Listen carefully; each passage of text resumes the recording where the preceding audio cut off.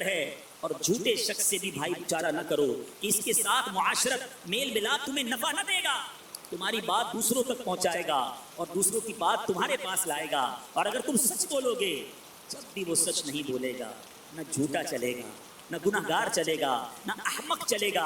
مگر آج بندہ کہتا ہے بس میں تو ایک دوست سے دوستی کی تھی، وہ مجھے اپنے دوستوں کے پاس لے گیا، ایک فرینڈ سے دوسرا فرینڈ ملا، دوسرے سے تیسرا ملا، اس کا بیک گراؤنڈ کیا ہے، اس کا عقیدہ کیا ہے، اس کے اعمال کیا ہیں، کسی کو کوئی پرواہ نہیں۔ یار کھانا بڑا اچھا کھلاتا ہے، گاڑی اس کے پاس بڑی اچھی ہے، اس کے پاس موبائل بڑے اچھے اچھے ہوتے ہیں، جب جاتا ہوں نیا سافٹ ویئر بتاتا ہے، جب جاتا ہوں عجیب عجیب لطیفے سناتا ہے، باتیں بڑی دلچسپ کرتا ہے۔ اللہ کے بندو یہ سوچو بیٹھے کس کے ساتھ ہو، اس کا عقیدہ کیا ہے، اس کا مولا اس سے راضی ہے کہ نہیں۔ یاد رکھیے میرے پیچھے اسلامی بھائیوں، علماء فرماتے ہیں دوست وہ ہوتا ہے جسے دیکھ کر خدا یاد آتا ہے۔ یہاں موجود جتنے اسلامی بھائی ہیں میں آپ سے پوچھتا ہوں کوئی ایسا دوست ہے آپ کا میرا، میں جب اس سے ملوں مجھے خدا یاد آتا ہے۔ بدقسمتی یہ ہے کہ آج دوست ایسے ہیں جن کو دیکھ کر سنیما یاد آتا ہے، جن کو دیکھ کر فلمیں یاد آتی ہیں، جن کو دیکھ کر گندی باتیں یاد آتی ہیں، تو جب ملتے ہیں کوئی نہ کوئی ہمیں چیٹنگ کا، فراڈ کا، کسی کی عزت اتارنے کا طریقہ بتاتے ہیں۔ ایسے دوست جو نہ زندگی میں کام آئے نہ مرنے کے بعد کام آئے۔ آؤ میں نبی پاک علیہ الصلوۃ والسلام کے فرامین سناتا ہوں، میرے آقا کیا فرماتے ہیں کیسے دوست ہونے چاہیے۔ ارے اللہ کی قسم ذرا سوچو ہمارا مذہب کتنا کمپلیٹ ہے کہ جو ہمیں ہر زندگی کے کونے کے بارے میں، زندگی کے ہر معاملے کے بارے میں رہنمائی کرتا ہے۔ ہمارا اسلام ہمیں یہ بھی بتاتا ہے کہ دوست کیسے ہونے چاہیے، تمہاری صحبت کیسی ہونی چاہیے، تمہاری گیدرنگ کیسی ہونی چاہیے۔ نبی پاک فرماتے ہیں برے ساتھی سے بچو کیونکہ وہ جہنم کا ایک ٹکڑا، برا ساتھی کیا ہے؟ جہنم کا ایک ٹکڑا ہے، اس کی محبت تمہیں فائدہ نہیں پہنچائے گی اور وہ تم سے اپنا وعدہ پورا نہیں کرے گا۔ نبی پاک علیہ الصلوۃ والسلام فرماتے ہیں برے ہم نشین سے بچو کہ تم اسی کے ساتھ پہچانے جاؤ۔ لوگ کہتے ہیں وہی نا، ہاں وہ تو شرابی کے ساتھ ہوتا ہے، اچھا وہی والے بھائی، ہاں ہاں میں نے دیکھا ہے وہ فلاں جواری کے اڈے پہ بیٹھتا ہے۔ سوچو تمہاری پہچان کیا بن رہی ہے۔ آپ دنیا میں بھی دیکھیں نا، جب بندے کو شادی کرنی ہوتی ہے کسی سے، بچے کی شادی کرنی تو کیا دیکھتا ہے؟ دوست کون ہے، گیدرنگ کدھر ہے۔ سوچیے ہم کون سی گیدرنگ اپنا رہے ہیں۔ رشتے کے لیے دیکھتے ہو، کبھی یہ دیکھا کہ اللہ کی بارگاہ میں میرا کیا نام ہو رہا ہو، میں کس کے ساتھ بیٹھوں۔ نبی پاک فرماتے ہیں صبح اس حال میں کرو۔ سنو صحبت کیسی ہونی چاہیے، میرے آقا بتا رہے ہیں تم عالم ہو یا متعلم، یعنی یا تو عالم ہو یا طالب علم، یا عالم کی باتیں سننے والے ہو یا عالم سے محبت کرنے والے ہو۔ چار قسمیں بتائیں، یا تو خود عالم بن جاؤ، طالب علم بن جاؤ، عالم کی باتیں سننے والے بن جاؤ، یا ایٹ لیسٹ عالم سے محبت کرنے والے بن جاؤ۔ پانچویں نہ ہونا ورنہ ہلاک ہو جاؤ۔ یہ ہے صحبت۔ سبحان اللہ سبحان اللہ۔ اور اب خوبصورت حدیث میرے آقا نے کتنی پیاری ایگزامپل کے ذریعے ہمیں سمجھایا۔ نبی پاک فرماتا ہے، اور یہ بخاری شریف کی حدیث ہے، اچھے اور برے ہم نشین، یعنی اچھے اور برے دوست کو مثال کے ذریعے، ایگزامپل کے ذریعے میرے آقا نے سمجھایا کہ اچھے اور برے کی مثال کیسے ہے کہ مشک اٹھانے والے اور بھٹی سلگانے والے کی سی ہے۔ مشک والا تمہیں مشک ویسے ہی دے دے گا کہ تم اس سے خریدو گے، اور اگر کچھ نہ صحیح تو خوشبو تو آئے گی نا۔ اور فرمایا بھٹی دھونکنے والا، لوہار، یا تو تمہارے کپڑے جلا دے گا یا تم اس سے بدبو پاؤ گے۔ سمجھ آئی بات؟ پنجابی شاعر نے گویا اس حدیث کا ہی ترجمہ کیا، تو فرماتے ہیں بھلے بندے دی صحبت یارو جنہیں دکان اختیار۔ اچھے بندے کی صحبت ایسی ہے جیسے عطر والے کی دکان۔ ہمارے فیضان مدینہ کے باہر بھی دکان ہے، ویسے بھی ہم کسی عطر والے کی دکان پہ جائیں، پرفیوم شاپ پر جائیں، کیا فائدہ ہوتا ہے؟ یا تو وہ سیمپل دیتا ہے، ہمیں تھوڑا سا چیک کرواتا ہے، خوشبو آئی فائدہ ہوا۔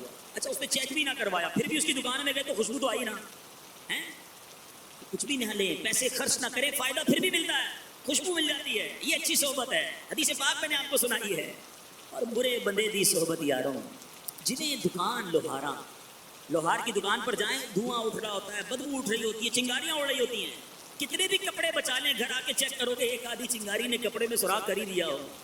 برے بندے دی صحبت یاروں جنہیں دکان لوہارا، کپڑے پاویں کنج کنج پئیے، چنگا پین ہزاراں۔ اب طے کر لیجئے اچھی صحبت اختیار کرنی ہے یا بری صحبت اختیار کرنی ہے۔ میرے میٹھے اور محترم اسلامی بھائیوں، میرات المناجی میں ہے کہ سانپ کی صحبت جان لے لیتی ہے، برے یار کی صحبت ایمان برباد کر دیتی ہے۔ سوچئے سانپ کے قریب نہیں جاتے، برے یار بہت سارے بنائیں، ارے وہ تو جان لے گی نا، یہ ایمان لے لے گی۔ اے کاش مجھے اور آپ کو اپنے ایمان کی فکر ہو۔ میٹھے میٹھے اسلامی بھائیوں اور مدنی چینل کے ناظرین، نبی پاک علیہ الصلوۃ والسلام فرماتے ہیں آدمی اپنے دوست کے دین پر ہوتا ہے، اسے یہ دیکھنا چاہیے کہ کس سے دوستی کرتا ہے۔ سوچئے دوست کے دین پر ہوتا ہے۔ اے بد مذہبوں کے ساتھ اٹھنے بیٹھنے والوں، اے بد مذہبوں سے دوستیاں کرنے والوں، اے ان کے سلسلوں کو، ان کے پروگرامز دیکھنے والوں، ان کے سوشل میڈیا پر کلپ دیکھنے والوں، دوسروں کو فارورڈ کرنے والوں، لوگ کہتے ہیں میں سنتا سب کی ہوں، اب میرے عقیدے پر کوئی اثر نہیں پڑتا۔ نہیں میرے میٹھے اسلامی بھائیوں، ہم نے ان کی سننی بھی نہیں ہے جس نے میرے آقا کی نہیں سنی، جس نے صحابہ کی نہیں سنی، جس نے رب سے سچا بھروسہ نہیں رکھا، ہم نے اس کی بات کیوں سننی ہے؟ اور یہی انداز ہمارے اسلاف کا بھی ہوا کرتا۔ آئیے میں آپ کو ہمارے اسلاف کا جو طرز عمل ہے ان کے وہ بتاتا ہوں۔ اعلیٰ حضرت امام اہل سنت اسلاف کا طرز عمل نقل کرتے ہوئے فرماتے ہیں، حضرت سیدنا سعید بن جبیر جو کہ شاگرد ہیں عبداللہ ابن عباس رضی اللہ تعالیٰ عنہما، ان کو راستے میں ایک بد مذہب ملا، میں کچھ عرض کرنا چاہتا ہوں۔ آپ نے فرمایا میں سننا نہیں چاہتا۔ عرض کیا بس ایک کلمہ سن لے میرا۔ آپ نے انگوٹھے سے اشارہ کیا کہ آدھا کلمہ بھی نہیں سننا تیرا۔ لوگوں نے عرض کیا یہ کیا وجہ ہے؟ آپ نے فرمایا یہ ان میں سے ہے، یعنی یہ گمراہوں میں سے ہے، میں نے اس سے کوئی بات نہیں سننی۔ اسی طرح امام محمد بن سیرین رحمۃ اللہ تعالیٰ کے پاس دو مذہب آئے، لوگ کہتے ہیں یار قرآن ہی سن رہا تھا نا، میں تلاوت ہی تو سن رہا تھا، تفسیر قرآن ہی تو سن رہا تھا، میں نے اور کچھ نہیں سننا، بس قرآن سیکھنا ہے۔ سنو، ہم نے بد مذہبوں سے کچھ بھی نہیں سیکھنا۔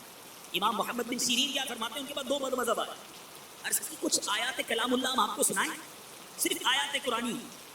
فرمایا میں سننا نہیں چاہتا۔ عرض کی کچھ آپ کو احادیث سنائیں؟ آپ نے فرمایا میں سننا نہیں چاہتا۔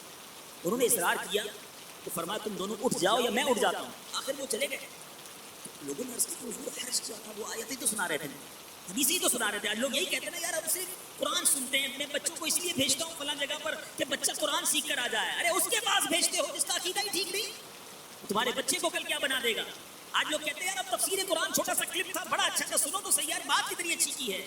ارے اس کی بات نہیں سننی جس کے دل میں عشق مصطفیٰ نہیں ہے، جس کو اولیاء کرام سے محبت نہیں ہے، جس کو صحابہ کرام اور اہل بیت اطہار سے محبت نہیں سننی اس کی بات۔ اور یہی انداز ہمارے اسلاف کا تھا۔ آج لوگ اسٹڈیز کے نام پر، پروگرامز کے نام پر، سوشل میڈیا کے نام پر نہ جانے کس کس کو سنتے ہیں۔ آؤ میں آپ کو آپ کے بزرگوں کا طریقہ بتا رہا ہوں۔ لوگوں نے کہا حضور قرآن ہی تو سنا رہا ہے، حدیثیں ہی تو سنا رہا ہے۔ آپ نے فرمایا میں نے خوف کیا کہ وہ آیات و احادیث کے ساتھ اپنی کچھ تعبیر لگائیں گے اور وہ میرے دل میں رہ جائے تو میں ہلاک ہو جاؤں۔ سنو بریلی کے تاجدار، ہم سب کے امام، امام عشق و محبت، اعلیٰ حضرت کے واقعات نقل کرنے کے بعد ہمیں کیا سمجھاتے ہیں؟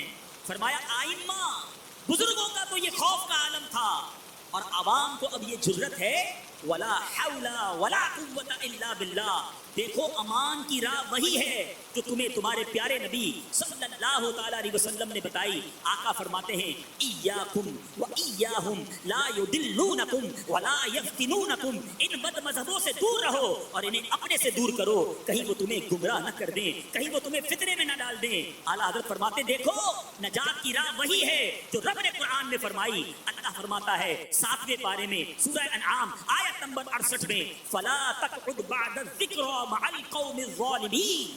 ترجمہ کنز ایمان، تو یاد آئے پر ظالموں کے پاس نہ بیٹھ۔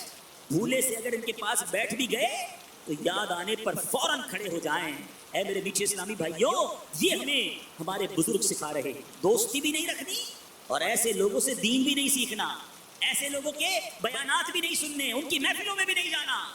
جو نبی پاک علیہ الصلوۃ والسلام، صحابہ کرام، اولیاء کرام، ہمارے اسلاف کے بارے میں اس کے دل میں کچھ اور ہے، ہم نے اس سے کوئی بات نہیں سننی۔ بڑا پیارا شعر میرے شیخ طریقت امیر اہل سنت اپنے کلام میں لکھتے ہیں، آئیے مل کر یہ دعا ہم بھی مانگ لیتے ہیں۔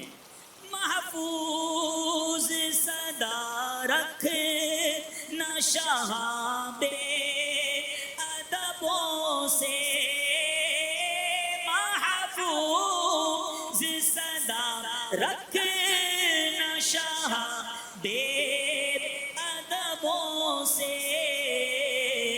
اور مجھ سے بھی سرزد نہ کبھی بے ادبی ہو، اور مجھ سے بھی سرزد نہ کبھی بے ادبی ہو۔ میٹھے میٹھے اسلامی بھائی، اب اپنے آپ کو بھی بچانا ہے، اپنی اولاد کو بھی بچانا ہے۔ یاد رکھیں چھوٹی عمر میں صحبت بری مل جائے نا تو بچہ پھر ماں باپ کے ہاتھ سے بھی چلا جاتا. اس وقت ہم توجہ نہیں دیتے. اسکول میں محلے میں ہمارا بچہ کس کے ساتھ اٹھتا بیٹھتا. یہی بچپن کی صحبت عقیدہ بھی برباد کرتی ہے.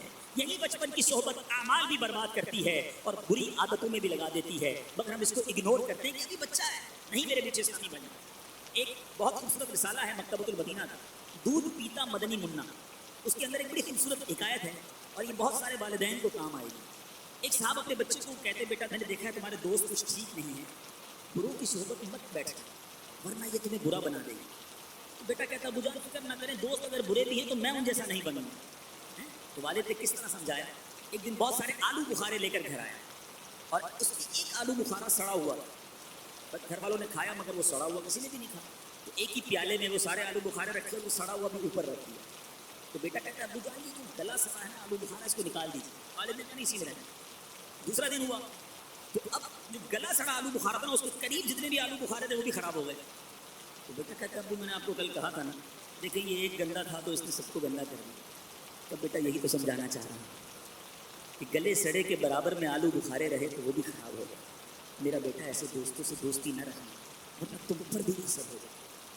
اے کاش آج میں بھی سمجھ جاؤں، آپ بھی سمجھ جائیں.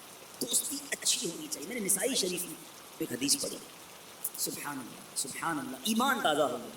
اس حدیث کا خلاصہ بیان. حدیث کا خلاصہ یہ ہے کہ ایک شخص کو جہنم میں ڈالنے کا حکم ہو جائے، اسے جہنم میں ڈال دیا جائے اس کے گناہوں کی سبب. اس گناہ گار شخص کا ایک نیک دوست ہوگا. حدیث کے الفاظ ہیں، آقا فرماتے وہ نیک شخص اللہ سے جھگڑا کرے.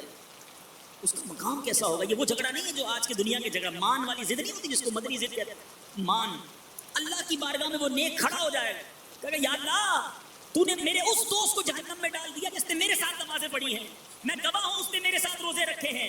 اے اللہ وہ میرا دوست ہے، میرا خلیل ہے اور تو نے اسے جہنم میں ڈال دیا. رب کی رحمت کو جوش آئے گا. مالک فرمائے گا جا اپنے اس دوست کا ہاتھ پکڑ کے جہنم سے نکال کر دے. اللہ اکبر اللہ اکبر. جب یہ حدیث پڑھی میں سوچنے پر مجبور ہوا اور شاید آپ بھی سوچیں گے. سوچیے اگر نہیں سوچا تو کوئی تو ایسا ایک دوست ہو کہ اگر قیامت کے دن میرے گناہوں کے سبب، میرے برے اعمال کے سبب اگر میرے ساتھ کچھ برا ہو جائے جو میرے لیے برا ہو، یقیناً جو ہوگا وہ انصاف ہوگا، تو میرا وہ دوست رب کی بارگاہ میں کھڑا ہو جائے یا اللہ اس نے میرے ساتھ نمازیں پڑھی تھی. میں ایک مدنی مشورہ دوں گا یہاں موجود اسلامی بھائی، مدنی قافلے جو جاتے ہیں ان میں خوب سفر کیا. تو یہ جو اصلاح اعمال کورس ہے یہ کمال کا کورس ہے، ضرور کیا کریں کیونکہ اس میں مدنی انعامات کے عاملین نیک اسلامی بھائی ہیں. قیامت کے دن ان نیک لوگوں سے یہ امید تو ہوگی کہ اللہ سے عرض کریں گے مولا اس نے ہمارے ساتھ نمازیں پڑھی تھی، روزے رکھے تھے، دین کا کام کیا تھا، مدنی قافلوں میں سفر کیا تھا، ہم گواہ ہیں.